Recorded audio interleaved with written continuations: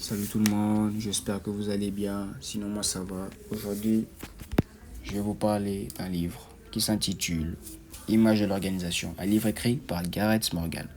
Alors, je m'appelle Roussas, étudiant à l'Université protestante au Congo, et aujourd'hui on va essayer d'en discuter pendant quelques minutes. Alors, Gareth Morgan, a essayé de mettre l'accent sur le terme organisation sous d'autres formes qu'on pourrait appeler métaphores, et aujourd'hui on va essayer de les expliquer une par une, ces métaphores, et on pourra en voir quelques exemples.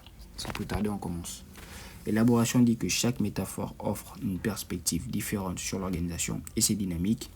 Elles permettent de mieux comprendre le fonctionnement de l'organisation en les considérant sous différents angles. Comme je vous l'ai dit, on a 8 et on va chacune décortiquer l'explication et donner un exemple.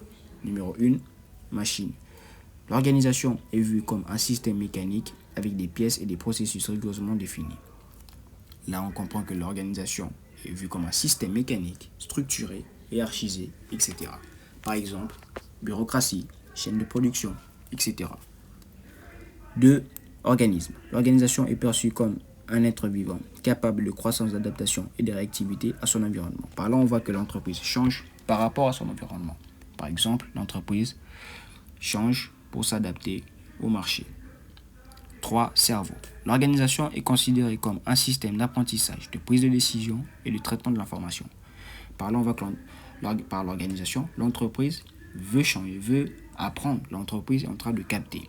Par exemple, l'entreprise agile, intelligente, qui innove. 4. Culture.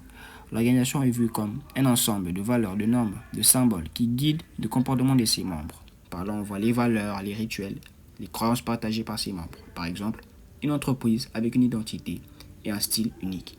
Chaque entreprise a son style, a son identité, propre à lui-même. Et chacune devrait s'en inspirer. 5. Politique. L'organisation est analysée comme un terrain de pouvoir, de conflit et de négociation entre différents groupes d'intérêts. Par là, on voit la lutte du pouvoir, coalition, jeu d'influence interne. Par exemple, la lutte des pouvoirs des grandes entreprises. Et c'est par là qu'il est dit que l'organisation est vue comme une politique en fait, parce que chaque entreprise veut faire sa loi, veut faire sa politique, et ça amène un peu à d'autres conflits d'intérêts. 6. Prison. L'organisation est perçue comme un lieu où les individus peuvent être contraints et où la liberté peut être limitée. Par là, on voit, par exemple, la dynamique émotionnelle, les conflits internes, la projection. 7.